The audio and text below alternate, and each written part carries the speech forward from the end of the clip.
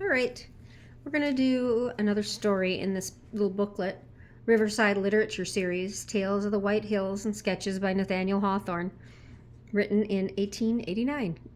And tonight's story is going to be The Great Carbuncle, and there is a note. So let's read that down here. The Indian tradition on which this somewhat extravagant tale is founded is both too wild and too beautiful to be adequately wrought up in prose. Sullivan, in his History of Maine, written since the Revolution, remarks that even then the existence of the Great Carbuncle was not entirely discredited. The Great Carbuncle, a mystery of the White Mountains. At nightfall, once in the olden time, on the rugged side of one of the Crystal Hills, a party of adventurers were refreshing themselves after a toilsome and fruitless quest for the Great Carbuncle. They had come thither not as friends nor partners in the enterprise, but each, save one youthful pair, impelled by his own selfish and solitary longing for this wondrous gem. Their feeling of brotherhood, however, was strong enough to induce them to contribute a mutual aid in building a rude hut of branches and kindling a great fire of shattered pines that had drifted down the headlong current of the Amonoosuc, on the lower bank of which they were to pass the night. There was but one of their number, perhaps, who had become so estranged from natural sympathies by the absorbing spell of the pursuit as to acknowledge no satisfaction at the sight of human faces in the remote and solitary region whither they had ascended. A vast extent of wilderness lay between them and the nearest settlement, while scant a mile above their heads was the black verge where the hills throw off their shaggy mantle of forest trees and either robe themselves in clouds or tower naked into the sky. The roar of the Amonoosuc would have been too awful for endurance if only a solitary man had listened while the mountain stream talked with the wind. The adventurers, therefore, exchanged hospitable greetings and welcomed one another to the hut, where each man the host, and all were the guests of the whole company. They spread their individual supplies of food on the flat surface of a rock, and partook of general repast, at the close of which a sentiment of good fellowship was perceptible among the party, though repressed by the idea that the renewed search for the Great Carbuncle must make them strangers again in the morning. 7 men and 1 young woman. They warmed themselves together at the fire, which extended its bright wall along the whole front of their wigwam. As they observed the various and contrasted figures that made up the assemblage, each man looking like a caricature of himself in the unsteady light that flickered over him, they came mutually to the conclusion that an odder society had never met, in city or wilderness, on mountain or plain.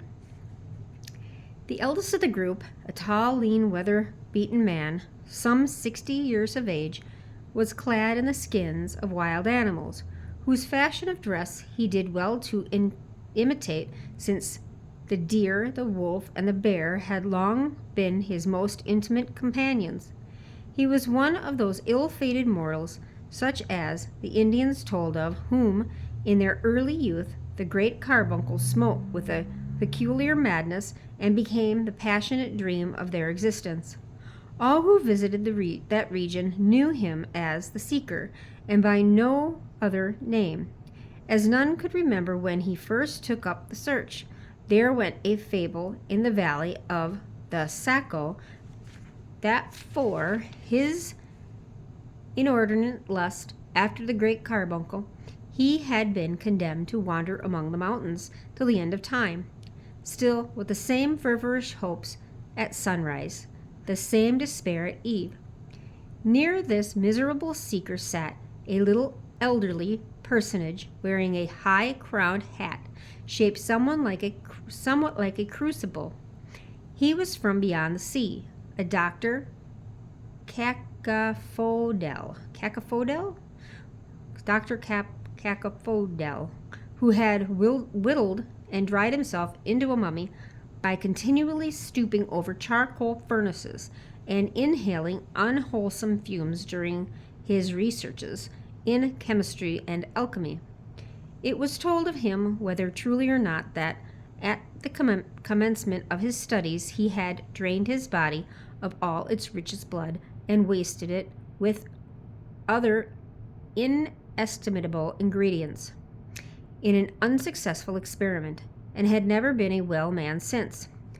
Another of the adventurers was Master Ichabod Pigsnort, a weighty merchant and select man of Boston, and an elder of the famous Mr. Norton's church. His enemies had a ridiculous story that Master Pigsnort was accustomed to spend a whole hour after prayer time every morning and evening in wailing. Oh, I'm sorry, I thought that was an I. There's a kind of a misprint right there. In wallowing naked among an immense quantity of pine tree shillings, which were the earliest silver coinage of Massachusetts. The fourth, whom we shall notice, had no name that his companions knew of, and was chiefly distinguished by a sneer that always contorted his thin visage, and by a prodigious pair of spectacles which were supposed to deform and discolor the whole face of nature to this gentleman's perception. The fifth adventurer likewise lacked a name, which was the greater pity, as he appeared to be a poet. He was a bright-eyed man, but woefully pined away, which was no more than natural. If, as some people affirmed, his ordinary diet was fog, morning mist, and a slice of densest cloud within his reach, sauced with moonshine, whenever he could get it. Certain it is that the poetry which flowed from him had smack of all these dainties. The sixth of the party was a young man of haughty mien, and sat somewhat apart from the rest, wearing his plumed hat loftily among his elders, while the fire glittered on the rich embroidery of his dress and gleamed intensely on the jeweled pommel of his sword. This was the Lord de Vere, who, when at home, was said to spend much of his time in the burial vault of his dead progenitors, rummaging their moldy coffins in search of all the earthly pride and vainglory that was hidden among bones and dust, so that besides his own share, he had the collected haughtiness of his whole line of ancestry. Lastly, there was a handsome youth in rustic garb, and by his side a blooming little person, in whom a delicate shade of maiden reserve was just melting into the rich glow of a young wife's affection. Her name was Hannah, and her husband's Matthew, two homely names, yet well enough adapted to the simple pair, who seemed strangely out of place among the whimsical fraternity whose wits had been set agog by the great carbuncle. Beneath the shelter of one hut, in the bright blaze of the there's a letter missing. I'm going to say scarce. Beneath the shelter of one hut, in the bright blaze of the scarce fire, sat this varied group of adventurers, also intent upon a single object, that of whatever else they began to speak, their closing words were sure to be illuminated with the great carbuncle. Several related the circumstances that brought them thither. One had listened to a traveler's tale of this marvelous stone in his distant country, and had immediately been seized with such a thirst for beholding it as could only be quenched in its intensest luster. Another, so long ago as when the famous Captain Smith visited these coasts, had seen it blazing far at sea, and had felt no rest in all the intervening years, till now that he took up the search. A third being encamped on a hunting expedition full 40 miles south of the White Mountains, awoke at midnight and beheld the great carbuncle gleaming like a meteor, so that the shadows of the trees fell backward from it. They spoke of the innumerable attempts which had been made to reach the spot, and of the singular fatality which had hitherto withheld success from all adventurers. Though it might seem so easy to follow to its source a light that overpowered the moon and almost matched the sun, it was observable that each smiled scornfully at the madness of every other in anticipating better fortune than the past, yet nourished a scarcely hidden conviction that he would himself be the favored one.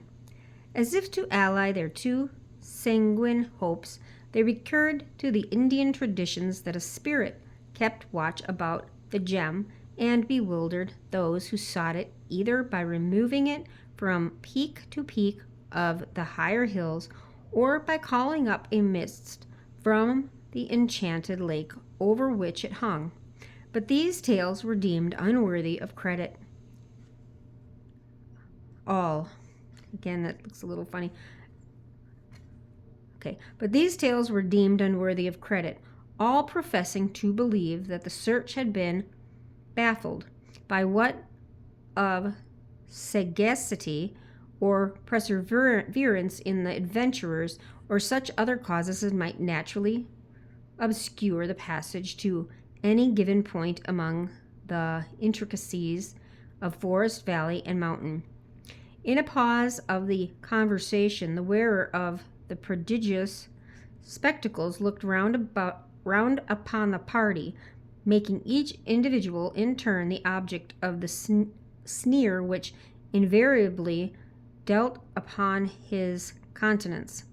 "So, fellow pilgrims," said he, "here we are, 7 wise men and 1 fair damsel, who doubtless is as wise as any graybeard of the company. Here we are, I say, all bound on the same goodly enterprise.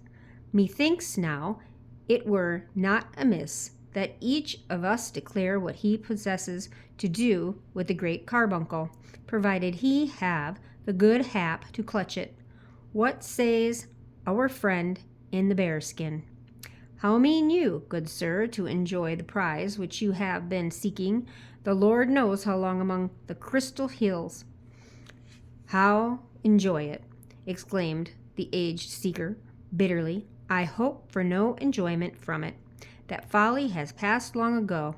I keep up the search for this accursed stone because the vain ambition of my youth has become a fate upon me in old age. The pursuit alone is my strength, the energy of my soul, the warmth of my blood, and the pith and marrow of my bones. Were I to turn my back upon it, I should fall down dead on the hither side of the notch, which is the gateway of this mountain region. Yet not to have my wasted lifetime back again would I give up my hopes of the great carbuncle. Having found it, I shall bear it to a certain cavern that I wot of, and there, grasping it in my arms, lie down and die, and keep it buried with me forever." "O wretch, regardless of the interests of science!" cried Dr. Cacaphodel with philosophic indignation. "Thou art not worthy to behold even from afar off the luster of this most precious gem that ever was concocted in the laboratory of nature. Mine is the sole purpose for which a wise man may desire the possession of the great carbuncle. Immediately on obtaining it, for I have a presentiment, good people, that the prize is reserved to crown my scientific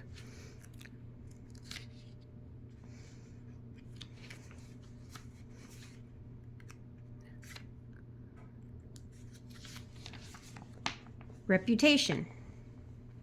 I shall return to Europe and employ my remaining years in reducing it to the first elements. A portion of the stone will I grind to impalpable powder.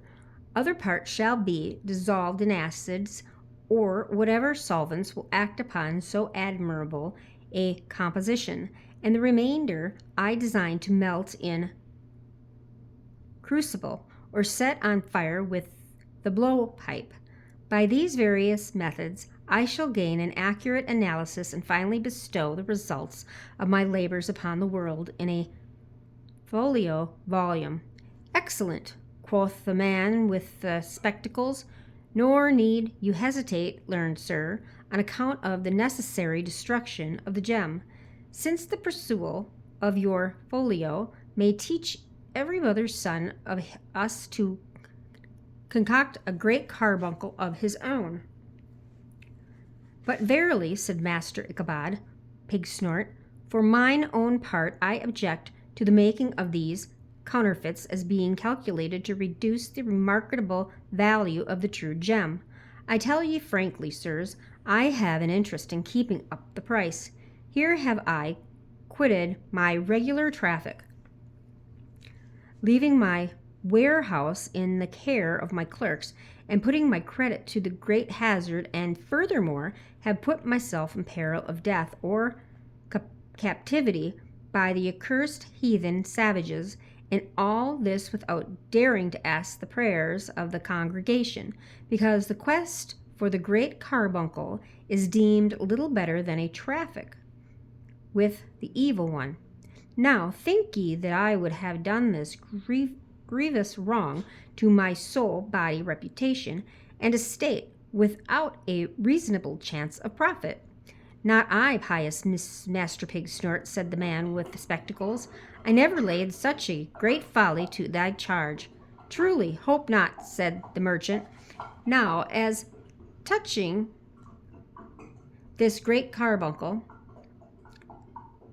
I am free to own that I have never had a glimpse of it, but be it only the 100th part so bright as people tell, it will surely outvalue the great mogul's best diamond, which he holds at an incalculable sum. Wherefore I am minded to put the great carbuncle on shipboard and vogue with it to England, France, Spain, Italy, or into heathendom, if Providence should send me thither, and in a word dispose of the gem to the best bidder among the potentates of the earth, that he may place it among his crown jewels. If any of ye have a wiser plan, let him expound it. That have I, thou sordid man, exclaimed the poet. Dost thou desire nothing brighter than gold, that thou wouldest transmute all this ethereal luster into such dross as thou wallowest in already? For myself, hiding the jewel under my cloak, I shall hie me back to my attic chamber in one of the darksome alleys of London. There, night and day, will I gaze upon it. My soul shall drink its radiance. It shall be diffused throughout my intellectual powers, and gleam brightly in every line of poesy that I entide. Thus, long ages after I am gone, the splendor of the great carbuncle will blaze around my name. Well said, Master Poet, cried he of the spectacles. Hide it under thy cloak, sayest thou? Why, it will gleam through the holes and make thee look like a jack-o'-lantern. To think, ejaculated the Lord de Vere, rather to himself than his companions, the best of whom he held utterly unworthy of his intercourse, to think that a fellow in a tattered cloak should talk of conveying the great carbuncle to a grate in Grub Street. Have not I resolved within myself that the whole earth contains no fitter ornament for the great hall of my ancestral castle? There shall it flame for ages, making a noonday of midnight, glittering on the suits of armor, the banners and escutcheons. Is that right? There shall it flame for ages, making a noonday of midnight, glittering on the suits of armor, the banners and escutcheons, that hang around the wall, and keeping bright the memory of heroes. Wherefore have all other adventurers sought the prize in vain, but that I might win it, and make it a symbol of the glories of our lofty line? And never on the diadem of the White Mountains did the great carbuncle hold a place half so honored as in reserved for it in the hall of the De Veres. It is a noble thought, said the Cinque, with an ambiguous sneer. Yet, might I presume to say so, the gem would make a rare spiritual lamp. There's a lot of words in here I've never heard. And it's kind of a tongue twister. Okay, let me say that sentence again. Yet I might presume to say so. The gem would make a rare sepulchral lamp, and would display the glories of your lordship's progenitors more truly in the ancestral vault than in the castle hall. Nay, forsooth, observed Matthew, the young rustic, who sat hand in hand with his bride, the gentleman has bethought himself of the profitable use for this bright stone. Hannah here and I are seeking it for a like purpose. How, fellow! Exclaimed the lordship in surprise. What castle hall hast thou to hang it in? No castle, replied Matthew, but as neat a cottage as any within sight of the Crystal Hills. Ye must know, friends, that Hannah and I, being wedded the last week, have taken up the search of the great carbuncle, because we shall need its light in the long winter evenings, and it will be such a pretty thing to show the neighbors when they visit us. It will shine through the house, so that we may pick up a pin in any corner, and will set all windows a-glowing as if there were a great fire of pine knots in the chimney, and then how pleasant when we awake in the night to be able to see one another's faces.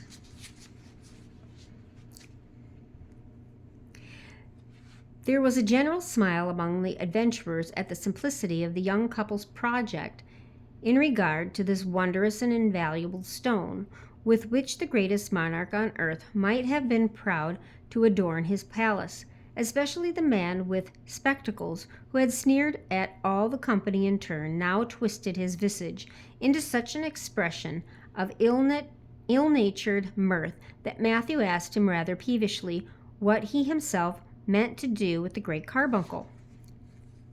The great carbuncle, answered the Cinque with ineffable scorn. Why, you blockhead, there is no such thing in rerum natura. I have come 3,000 miles and am resolved to set my foot on every peak of these mountains and poke my head into every chasm for the sole purpose of demonstrating to the satisfaction of any man one whit less an ass than thyself that the great carbuncle is all a humbug. Vain and foolish were the motives that had brought most of the adventurers to the Crystal Hills, but none so vain, so foolish, and so impious too, as that of the scoffer with the prodigious spectacles. He was one of those wretched and evil men whose yearnings are downward to the darkness instead of heavenward, and who, could they but distinguish the lights which God hath kindled for us, would count the midnight gloom their chiefest glory. As the Cinque spoke, several of the party were startled by a gleam of red splendor that showed the huge shapes of the surrounding mountains and the rock-bestrewn bed of the turbulent river, with an illumination unlike that of their fire on the trunks and black boughs of the forest trees. They listened for the roll of thunder, but heard nothing, and were glad that the tempest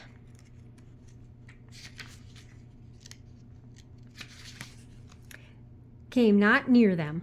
The stars, those dial points of heaven, now warned the adventurers to close their eyes on the blazing logs and open them in dreams to the glow of the great carbuncle. The young married couple had taken their lodgings in the farthest corner of the wigwam and were separated from the rest of the party by a curtain of curiously woven twigs, such as might have hung in deep festoons around the bridal bower of Eve. The modest little wife had wrought this piece of tapestry while the other guests were talking.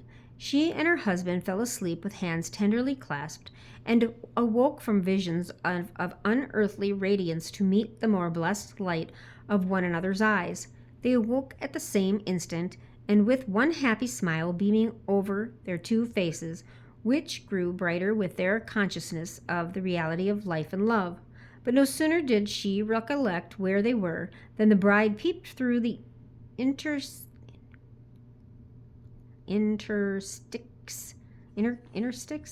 of the leafy curtain and saw that the outer room of the hut was deserted. "Up, dear Matthew," cried she in haste. "The strange folk are all gone. Up this very minute, or we shall lose the great carbuncle." In truth, so little did these poor young people deserve the mighty prize which had lured them thither, that they had slept peacefully all night until the summits of the hills were glittering with sunshine, while the other adventurers had tossed their limbs in feverish wakefulness, or dreamed of climbing precipices, and set off to realize their dreams with the earliest peep of dawn. But Matthew and Hannah, after their calm rest, were as light as two young deer, and merely stopped to say their prayers and wash themselves in a cold pool of amanosuc, and then to taste a morsel of food ere they turned their faces to the mountainside. It was a sweet emblem of conjugal affection, as they toiled up the difficult ascent, gathering strength from the mutual aid which they afforded. After several little accidents, such as a torn robe, a lost shoe, and the entanglement of Hannah's hair in a bough, they reached the upper verge of the forest, and were now to pursue a more adventurous course. The innumerable trunks and heavy foliage of the trees had hitherto shut in their thoughts, which now shrank affrighted from the region of wind and cloud and naked rocks and desolate sunshine that rose immeasurably above them. They gazed back at the obscure wilderness which they had traversed, and longed to be buried again in its depths rather than thrust themselves to so vast and visible a solitude. "Shall we go on, Matthew?" throwing his arm round Hannah's waist. Excuse me, I need to have a sip here of something to drink.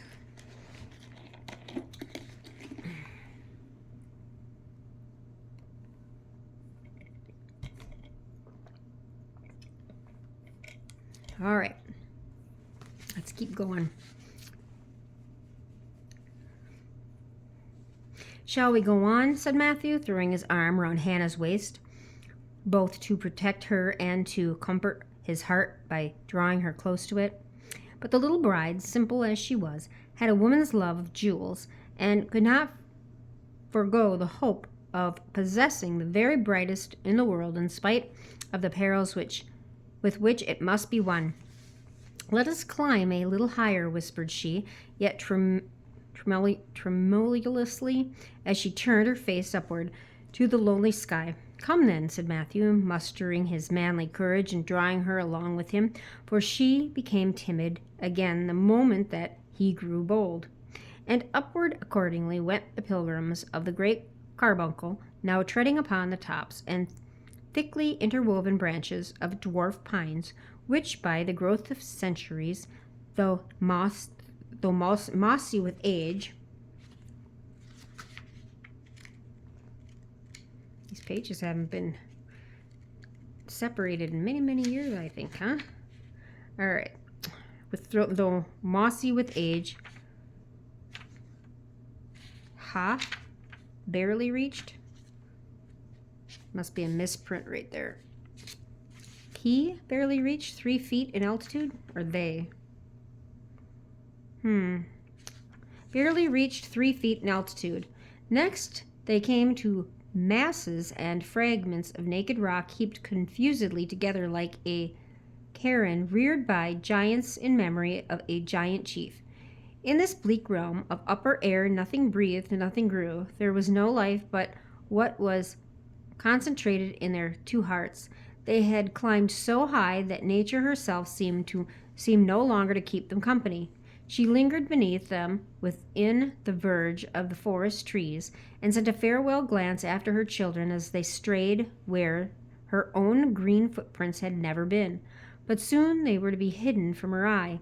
Densely and dark, the mists began to gather below, casting black spots of shadow on the vast landscape and sailing heavily to one center, as if the loftiest mountain peak had summoned a council of its kindred clouds. Finally, the vapors welded themselves, as it were, into a mass presenting the appearance of a pavement over which the wanderers might have trodden, but where they would vainly have sought an avenue to the blessed earth which they had lost. And the lovers yearned to behold that green earth again, more intensely, alas, than beneath a clouded sky they had ever desired a glimpse of heaven. They even felt it a relief to their desolation when the mists creeping gradually up the mountain concealed its lonely peak, and thus annihilated, at least for them, the whole region of visible space. But they drew closer together with a fond and melancholy gaze, dreading lest the universal cloud should snatch them from each other's sight. Still, perhaps they would have been resolute to climb as far and as high between earth and heaven as they could find foothold, if Hannah's strength had not begun to fail, and with that her courage also. Her breath grew short. She refused to burden her husband with her weight, but often tottered against his side and recovered herself each time by a feebler effort. At last she sank down on one of the rocky steps of the acclivity. "We are lost, dear Matthew," said she mournfully. "We shall never find our way to the earth again. And oh, how happy we might have been in our cottage." "Dear heart, we will yet be happy there," answered Matthew. "Look, in this direction the sunshine penetrates the dismal mist. By its aid I can direct our course to the passage of the Notch. Let us go back, love, and dream no more of the great carbuncle." "The sun cannot be yonder," said Hannah, with desolate despondence. "By this time it must be noon. If there could ever be any sunshine here, it would come from above our heads." "But look," repeated Matthew in a somewhat altered tone, "it is brightening every moment. If not sunshine, what can it be?" Nor could the young bride any longer deny that a radiance was breaking through the mist and changing its dim hue to a dusky red, which continually grew more vivid, as if brilliant particles were interfused with the gloom. Now also the cloud began to roll away from the mountain, while as it heavily withdrew, one object after another started out of its impenetrable obscurity into sight, with precisely the effect of a new creation before the indistinctness of the old chaos had been completely swallowed up. As the process went on, they saw the gleaming of water close at their feet, and found themselves on the very border of a mountain lake, deep, bright, clear, and calmly beautiful, spreading from brim to brim of a basin that had been scooped out of the solid rock. A ray of glory flashed across its surface. The pilgrims looked whence it should proceed, but closed their eyes with a thrill of awful admiration to exclude the fervid splendor that glowed from the brow of a cliff impending over the enchanted lake. For the simple pair had reached that lake of mystery and found the long-sought shrine of the great carbuncle. They threw their arms around each other and trembled at their own success, for as the legends of this wondrous gem rushed thick upon their memory, they felt themselves marked out by fate, and the consciousness was fearful. Often, from childhood upward, they had seen it shining like a distant star, and now that star was throwing its intense luster on their hearts. They seemed changed to one another's eyes, and the red brilliancy that flamed upon their cheeks, while it lent the same fire to the lake, the rocks, and sky, and to the mists which had rolled back before its power.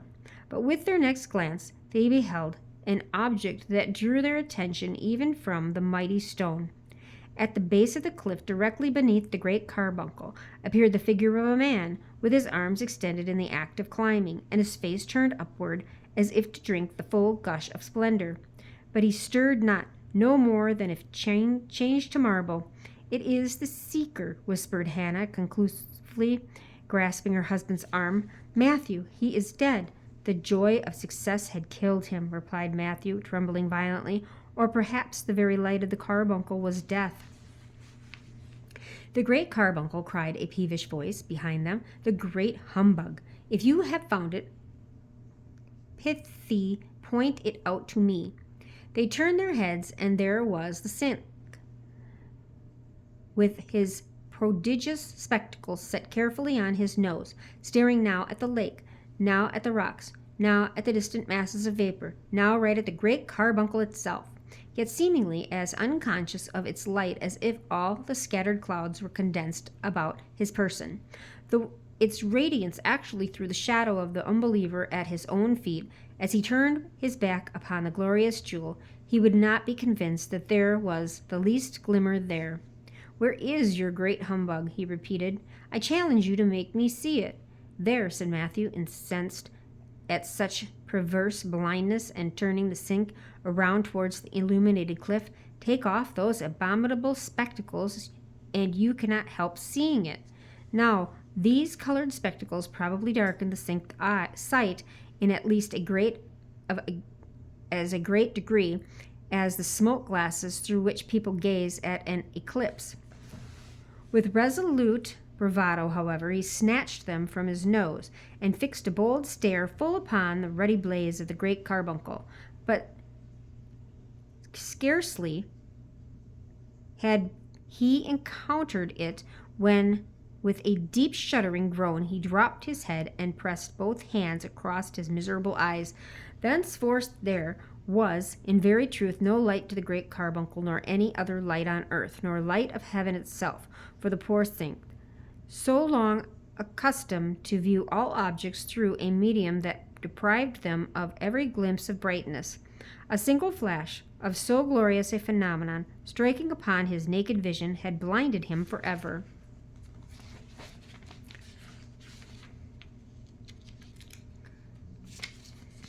"Matthew," said Hannah, clinging to him, "let us go hence." Matthew saw that she was faint, and kneeling down, supported her in his arms while he threw some of the thrillingly cold water of the enchanted lake upon her face and bosom. It revived her, but could not renovate her courage. "Yes, dearest," cried Matthew, pressing her tremulous form to his breast, "we will go hence, and return to our humble cottage. The blessed sunshine and the quiet moonlight shall come through our window. We will kindle the cheerful glow of our hearth at eventide, and be happy in its light. But never again will we desire more light than all the world may share with us." "No," said his bride, "for how could we live by day or sleep by night in this awful blaze of the great carbuncle?" Out of the hollow of their hands they drank each a draught from the lake, which presented them its waters uncontaminated by an earthly lip. Then, lending their guidance to the blinded Cinque, who uttered not a word, and even stifled his groans in his own most wretched heart, they began to descend the mountain. Yet as they left the shore, till then untrodden, of the Spirit's Lake, they threw a farewell glance towards the cliff, and beheld the vapors gathering in the dense volumes through which the gem burned duskily. As touching the other pilgrims of the great carbuncle, the legend goes on to tell that the worshipful master Ichabod Pigsnort soon gave up the quest as a desperate speculation, and wisely resolved to betake himself again to his warehouse near the town dock in Boston. But as he passed through the notch of the mountains, a war party of Indians captured our unlucky merchant and carried him to Montreal, there holding him in bondage till by the payment of a heavy ransom he had woefully subtracted from his hoard of pine tree shillings. By his long absence, moreover, his affairs had become so disordered that, for the rest of his life, instead of wallowing in silver, he had seldom a sixpence worth of copper. Dr. Cacophodel, the alchemist, returned to his laboratory with a prodigious fragment of granite, which he ground to powder, dissolved in acids, melted in the crucible, and burned with a blowpipe, and published the result of his experiments in one of the heaviest folios of the day. And for all these purposes, the gem itself could not have answered better than the granite. The poet, by a somewhat similar mistake, made prize of a great piece of ice, which he found in a sunless chasm of the mountains, and swore that it corresponded in all points with his idea of the great carbuncle. The critics say that if his poetry lacked the splendor of the gem, it retained all the coldness of the ice. The Lord de Vere went back to his ancestral hall, where he contented himself with a wax-lighted chandelier, and filled in due course of time another coffin in the ancestral vault. As the funeral torches gleamed within the dark receptacle, there was no need of the great carbuncle to show the vanity of the earthly pomp. The sink, having cast aside his spectacles, wandered about the world, a miserable object, and was punished with an agonizing desire of light for the wilful blindness of his former life. The whole night long he would lift his splendor-blasted orbs to the moon and stars. He turned his face eastward, and sunrise, as duly as a Persian idolater, he made a pilgrimage to Rome to witness the magnificent illumination of St. Peter's Church, and finally perished in the great fire of London, into the midst of which he had thrust himself with the desperate idea of catching one feeble ray from the blaze that was kindling earth and heaven. Matthew and his bride spent many peaceful years, and were fond of telling the legend of the great carbuncle. The tale, however, towards the close of their lengthened lives, did not meet with full credence that had been accorded to it by those who recommended the ancient luster of the gem. For it is affirmed that from the hour when two mortals had shown themselves so simply wise as to reject a jewel which would have dimmed all earthly things, its splendor waned. When other pilgrims reached the cliff, they found only an opaque stone, with particles of mica glittering on its surface. There is also a tradition that, as the youthful pair departed, the gem was loosened from the forehead of the cliff and fell into the enchanted lake, and that, at noontide, the seeker's form may still be seen to bend over its quenchless gleam. Some few believe that this inestimable stone is blazing as of old, and say that they have caught its radiance like a flash of summer lightning far down the valley of the Saco. And be it owned that many a mile from the crystal hills I saw wondrous light around the summits, or their summits, and was lured by the faith of the posy to be the latest pilgrim of the great carbuncle. Well, that's the end of that one, and then we'll do another one another day. Bye.